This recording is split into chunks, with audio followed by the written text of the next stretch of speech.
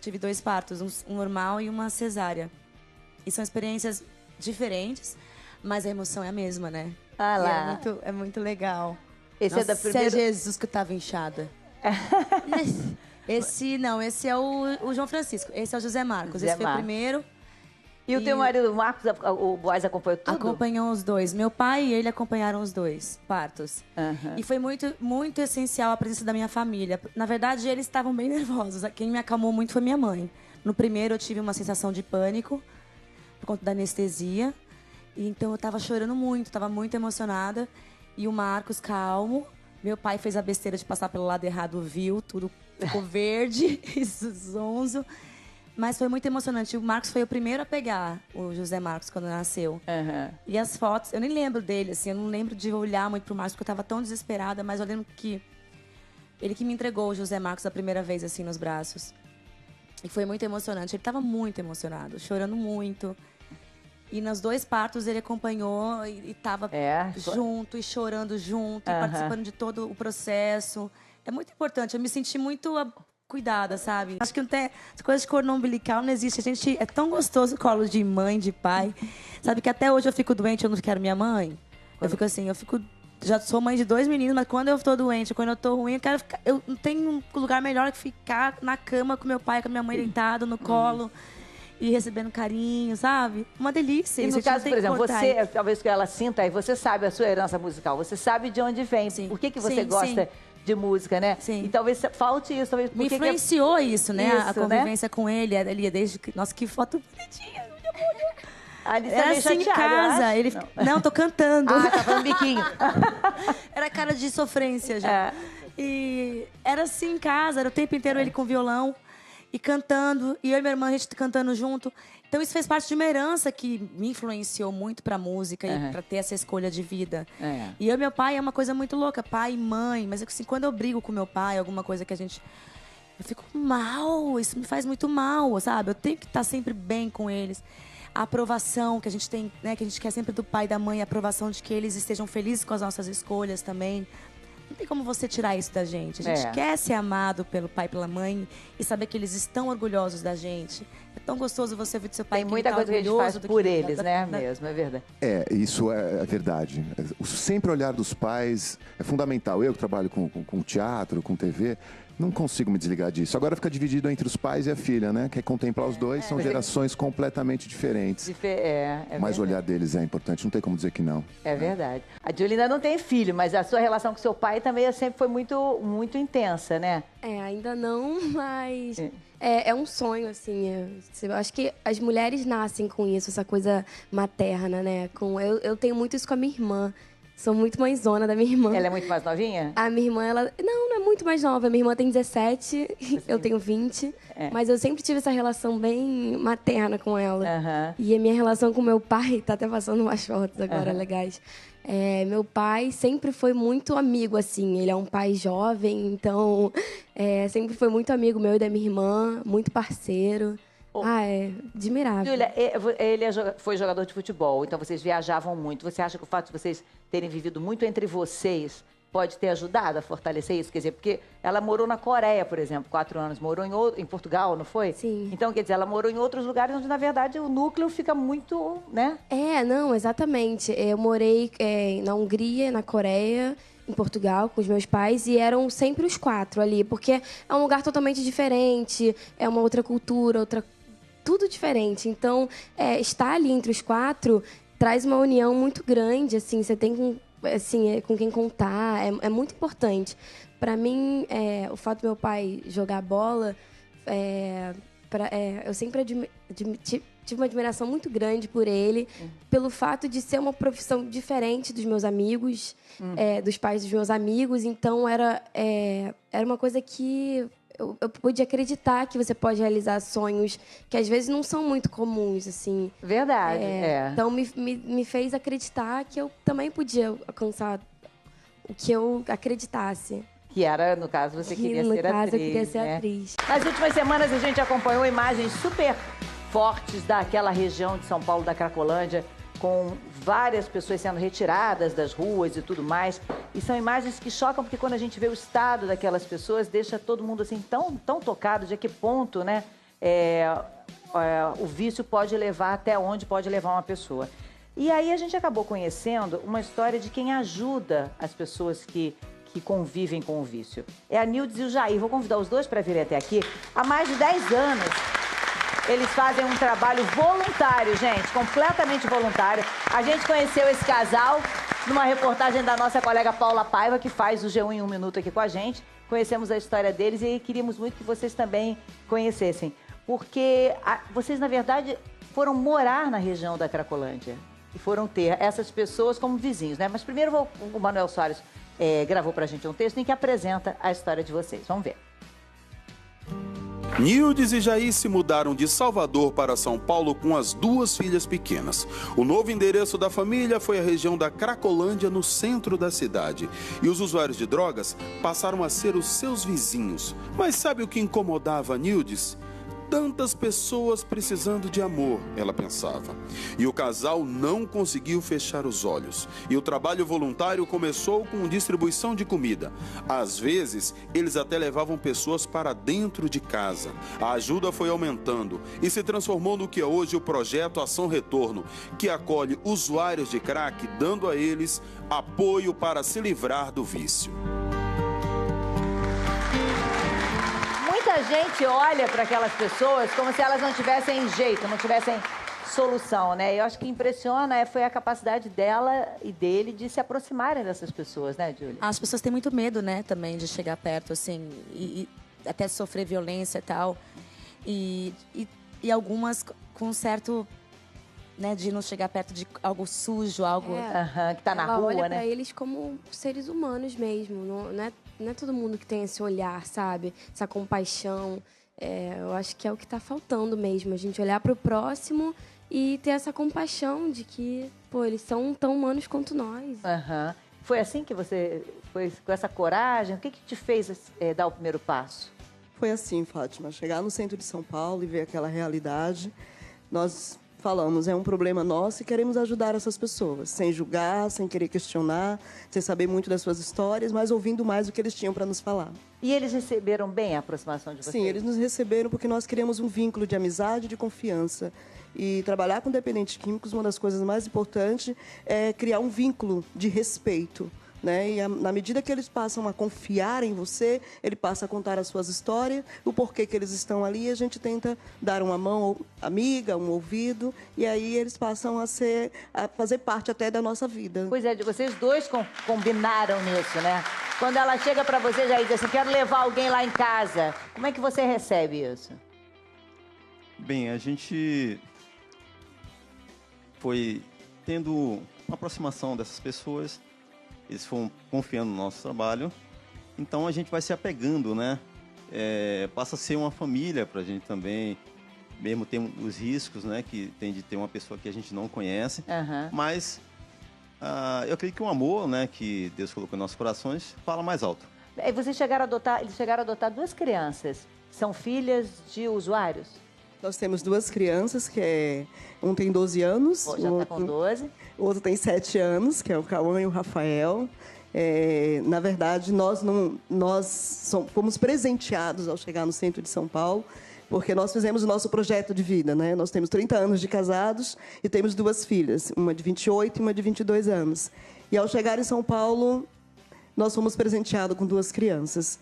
E, na verdade, quando nós estávamos fazendo um trabalho social nas ruas de São Paulo, ali próximo à Galeria do Rock, os próprios usuários e pessoas em situação de rua nos apresentou um dos nossos filhos. Falou, tia, olha, a gente não sabe o que fazer. E, naquele momento, o amor falou mais alto, que é um amor que eu não consigo te explicar, porque não existe super-heróis aqui, pessoas que fazem coisas impossíveis, mas pessoas que dizem, eu topo, eu vou fazer. É um desafio. Até porque, Jairo, você podia explicar um pouquinho, para quem não tem como eles essa convivência, qual é a diferença do crack? Por que ela é considerada uma droga tão avassaladora e tão destruidora, né? Pois é, Fátima, o crack, a gente tem convivido com ele, né, nessas últimas décadas no Brasil. Ele é um derivado da cocaína, né, só que ele é fumado, né, na forma de pedra. Ele tem outros componentes, ele é fumado e ele tem um efeito muito rápido, né? Ele cai ali na circulação do pulmão, ele é rapidamente absorvido, tem um efeito muito rápido, 2 a 5 minutos, né, ele tem um efeito rápido que começa rápido e passa rápido. E ele, essas drogas que têm esse potencial, né, de causar o efeito muito rápido e rapidamente elas perderem o efeito também, elas condicionam a dependência com uma rapidez absurda, né? E o crack, ele tá nessa situação, ele tem um poder muito forte de tornar a pessoa dependente rapidamente. Às vezes uma única experiência com crack, né, já faz com que a pessoa se torne dependente. E muitas dessas pessoas que experimentam, né, elas rapidamente elas vão progredindo no uso e muitas deixam as suas casas, deixam os seus trabalhos, vão, né, viver em situação de rua, se desestruturam muito, né, familiarmente, emocionalmente, socialmente, né? São essas pessoas que são, né, a ponta, né, do iceberg, né? Tem muito mais gente que usa crack, que continua trabalhando, continua nas suas famílias, mas essa é a ponta do iceberg, que quem precisa de mais atenção, mais cuidado. Exatamente, né, são essas pessoas. Exatamente. Né? Agora, a gente olha e imagina que não há saída. A gente pediu para o nosso produtor, o André Pontes, conversar com algumas pessoas. E ele colheu alguns depoimentos de pessoas que foram atendidas por vocês e que na verdade, hoje tiveram a vida completamente modificada. Vamos ver. Eu me chamo Paulo César, sou ex-morador de rua, trabalhei numa empresa durante 13 anos, me envolvi com a droga e a droga me levou a uma situação de rua. Tive quase o princípio de overdose, né? Com meu companheiro, eu não estava mais aguentando, eu estava com drogas, eu estava com bebida. E eu saí do hotel e fui pedir mais. Quando eu saí, que eu estava na frente da estação da Júlio Prestes, a pastora me viu. Ela chegou para mim e falou bem assim: Bruno, foi Deus que colocou você na minha vida. Mas naquele momento que ela perguntou se eu queria me internar, eu falei, foi uma coisa de dentro que veio. Eu falei assim, eu quero me internar. Em 2014, dia 24 de janeiro, a última pedra que eu usei e parti para minha recuperação. Eu sou a Maria Salomé, eu vim à procura do meu filho. Há quanto tempo o seu filho está aqui, dona Maria? Já faz uns 8 anos. Assim como eu vejo essas pessoas recuperadas, o meu filho também vai ser recuperado. Ela se tornou para nós uma ajudadora, uma defensora, sabe, de uma causa que para nós era totalmente perdida. Ela nos ajuda muito quando nós chegamos aqui, ela vai conosco procurar ele e quando a gente não encontramos, nós deixamos recado e ela dá para ele. Nós temos esperança de uma hora ele se internar, ele já passou por várias internações. Só que, tipo assim, ele precisa querer. A partir do momento que ele querer de verdade, ele vai ser transformado. Ela via eu recuperado, eu não conseguia me enxergar recuperado. Eu recebi a visita do meu filho, Gabriel. Fiquei 10 anos aqui sem ter contato nenhum com a minha família. E quando ele apareceu na minha frente, eu já estava preparado porque a pastora Nildes me preparou para esse momento.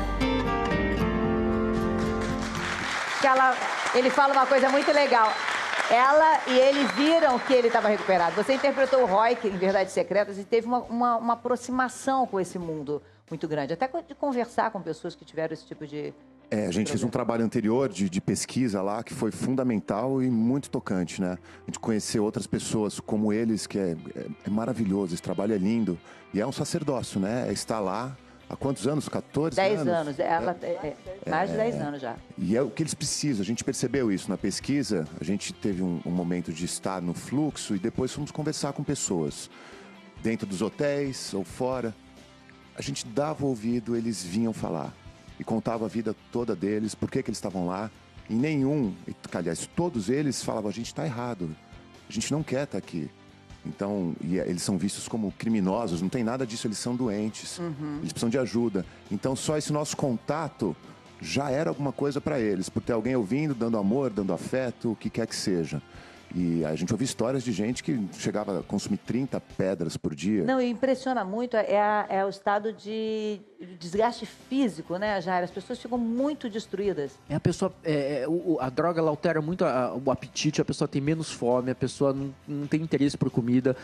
O interesse da pessoa fica só focado em retroalimentar essa vontade de consumir mais droga, uma fissura pela droga, não consegue dormir, né, fica mais exposta a uma série de infecções, né, o pulmão fica muito prejudicado.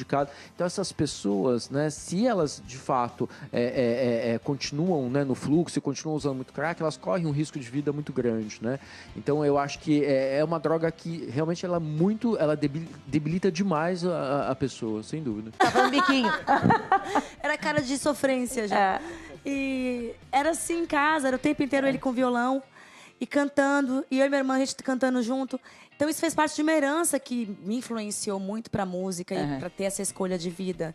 E eu e meu pai é uma coisa muito louca, pai e mãe. Mas assim, quando eu brigo com meu pai, alguma coisa que a gente... Eu fico mal, isso me faz muito mal, sabe? Eu tenho que estar sempre bem com eles. A aprovação que a gente tem, né? Que a gente quer sempre do pai e da mãe, a aprovação de que eles estejam felizes com as nossas escolhas também. Não tem como você tirar isso da gente. A gente quer ser amado pelo pai e pela mãe e saber que eles estão orgulhosos da gente. É tão gostoso você ver do seu pai tem que muita ele tá coisa que a gente orgulhoso faz do por que- eles, da- né? da- Mesmo, é verdade. Isso é verdade. O sempre olhar dos pais é fundamental. Eu que trabalho com teatro, com TV, não consigo me desligar disso. Agora fica dividido entre os pais e a filha, né? Quer contemplar os dois, são gerações completamente diferentes. Mas o olhar deles é importante, não tem como dizer que não. É verdade. A Julie ainda não tem filho, mas a sua relação com seu pai também sempre foi muito, muito intensa, né? Ainda não, mas é um sonho, assim. Eu acho que as mulheres nascem com isso, essa coisa materna, né? Eu tenho muito isso com a minha irmã. Sou muito mãezona da minha irmã. Ela é muito mais novinha? A minha irmã, ela... Não é muito mais nova. Minha irmã tem 17, eu tenho 20. Mas eu sempre tive essa relação bem materna com ela.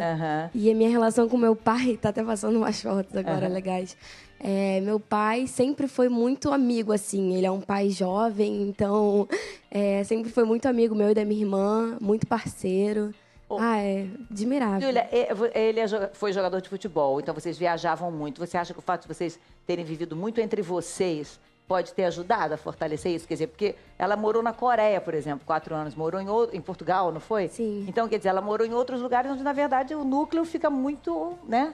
Não, exatamente. Eu morei na Hungria, na Coreia, em Portugal, com os meus pais, e eram sempre os 4 ali, porque é um lugar totalmente diferente, é uma outra cultura, tudo diferente. Então, estar ali entre os 4 traz uma união muito grande, assim, você tem com quem contar, é muito importante. Para mim, o fato do meu pai jogar bola, eu sempre tive uma admiração muito grande por ele, pelo fato de ser uma profissão diferente dos meus amigos, dos pais dos meus amigos. Então, era uma coisa que eu pude acreditar que você pode realizar sonhos que às vezes não são muito comuns, assim. Verdade, Então, me fez acreditar que eu também podia alcançar o que eu acreditasse. Que era, no caso, você queria ser atriz. No caso, eu queria ser atriz. Nas últimas semanas, a gente acompanhou imagens super fortes daquela região de São Paulo, da Cracolândia, com várias pessoas sendo retiradas das ruas e tudo mais. E são imagens que chocam, porque quando a gente vê o estado daquelas pessoas, deixa todo mundo assim tão tocado de a que ponto, né, o vício pode levar, até onde pode levar uma pessoa. E aí a gente acabou conhecendo uma história de quem ajuda as pessoas que convivem com o vício. É a Nildes e o Jair. Vou convidar os dois para virem até aqui. Há mais de 10 anos, eles fazem um trabalho voluntário, gente, completamente voluntário. A gente conheceu esse casal numa reportagem da nossa colega Paula Paiva, que faz o G1 em 1 minuto aqui com a gente. Conhecemos a história deles e queríamos muito que vocês também conhecessem. Porque vocês, na verdade, foram morar na região da Cracolândia e foram ter essas pessoas como vizinhos, né? Mas primeiro o Manuel Soares gravou pra gente um texto em que apresenta a história de vocês. Vamos ver. Nildes e Jair se mudaram de Salvador para São Paulo com as 2 filhas pequenas. O novo endereço da família foi a região da Cracolândia, no centro da cidade. E os usuários de drogas passaram a ser os seus vizinhos. Mas sabe o que incomodava a Nildes? Tantas pessoas precisando de amor, ela pensava. E o casal não conseguiu fechar os olhos. E o trabalho voluntário começou com distribuição de comida. Às vezes, eles até levavam pessoas para dentro de casa. A ajuda foi aumentando e se transformou no que é hoje o projeto Ação Retorno, que acolhe usuários de crack, dando a eles apoio para se livrar do vício. Muita gente olha para aquelas pessoas como se elas não tivessem jeito, não tivessem solução, né? Eu acho que impressiona foi a capacidade dela e dele de se aproximarem dessas pessoas, né, Júlia? As pessoas têm muito medo, né, também de chegar perto, assim, e até sofrer violência e tal. E algumas com certo, né, de não chegar perto de algo sujo, algo que tá na rua, olha né? pra eles como seres humanos mesmo, não é todo mundo que tem esse olhar, sabe? Essa compaixão. Eu acho que é o que está faltando mesmo, a gente olhar para o próximo e ter essa compaixão de que, pô, eles são tão humanos quanto nós. Uhum. Foi assim que você foi com essa coragem? O que te fez dar o primeiro passo? Foi assim, Fátima. Chegar no centro de São Paulo e ver aquela realidade, nós falamos, é um problema nosso e queremos ajudar essas pessoas, sem julgar, sem querer questionar, sem saber muito das suas histórias, mas ouvindo mais o que eles tinham para nos falar. E eles receberam bem a aproximação? Tive 2 partos, um normal e uma cesárea. E são experiências diferentes, mas a emoção é a mesma, né? Ah lá. É muito legal. Esse Nossa, é da primeira... Esse é Jesus que eu tava inchada. Esse é o João Francisco. Esse é o José Marcos. Esse foi o primeiro.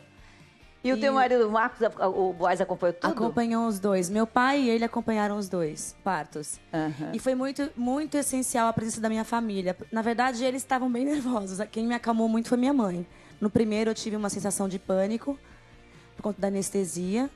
E então, eu estava chorando muito, estava muito emocionada. E o Marcos, calmo. Meu pai fez a besteira de passar pelo lado errado, viu? Tudo ficou verde e zonzo. Mas foi muito emocionante. O Marcos foi o primeiro a pegar o José Marcos quando nasceu. Uhum. E as fotos, eu nem lembro dele, assim, eu não lembro de olhar muito pro Marcos, porque eu tava tão desesperada, mas eu lembro que ele que me entregou o José Marcos a primeira vez, assim, nos braços. E foi muito emocionante. Ele tava muito emocionado, chorando muito. E nos 2 partos ele acompanhou e tava junto, e chorando junto, e participando de todo o processo. É muito importante, eu me senti muito cuidada, sabe? Acho que não tem... Essa coisa de cordão umbilical não existe. A gente... É tão gostoso o colo de mãe, de pai. Sabe que até hoje eu fico doente, eu não quero minha mãe. Eu fico assim, já sou mãe de 2 meninos, mas quando eu tô doente, quando eu tô ruim, eu quero ficar... Eu não tenho um lugar melhor que ficar na cama com meu pai, com a minha mãe deitado no colo. E recebendo carinho, sabe? Uma delícia. E no caso, por exemplo, você, talvez que ela sinta, aí você sabe a sua herança musical, você sabe de onde vem, por que você gosta de música, né? Sim. E talvez falte isso. Talvez, me influenciou isso, né? A convivência com ele, ali desde que... Nossa, que foto bonitinha. Ele era assim em casa. Ele... Não, tô cantando. Sim, eles nos receberam porque nós criamos um vínculo de amizade e de confiança. E trabalhar com dependentes químicos, uma das coisas mais importantes é criar um vínculo de respeito. Né? E na medida que eles passam a confiar em você, ele passa a contar as suas histórias, o porquê que eles estão ali, e a gente tenta dar uma mão amiga, um ouvido, e aí eles passam a fazer parte até da nossa vida. Pois é, vocês 2 combinaram nisso, né? Quando ela chega para você já diz assim, quero levar alguém lá em casa, como é que você recebe isso? Bem, a gente foi tendo uma aproximação dessas pessoas. Eles foram confiando no nosso trabalho, então a gente vai se apegando, né? Passa a ser uma família para a gente também, mesmo tem os riscos, né? Que tem de ter uma pessoa que a gente não conhece, mas eu acredito que o amor, né? Que Deus colocou em nossos corações, fala mais alto. Eles chegaram a adotar 2 crianças, são filhas de usuários? Nós temos 2 crianças, um tem 12 anos. Já está com 12. O outro tem 7 anos, que é o Cauã e o Rafael. Na verdade, nós fomos presenteados ao chegar no centro de São Paulo, porque nós fizemos o nosso projeto de vida, né? Nós temos 30 anos de casados e temos 2 filhas, uma de 28 e uma de 22 anos. E ao chegar em São Paulo, nós fomos presenteados com 2 crianças. E, na verdade... quando nós estávamos fazendo um trabalho social nas ruas de São Paulo, ali próximo à Galeria do Rock, os próprios usuários e pessoas em situação de rua nos apresentou um dos nossos filhos. Falou, tia, olha, a gente não sabe o que fazer. E, naquele momento, o amor falou mais alto, que é um amor que eu não consigo te explicar, porque não existe super-herói.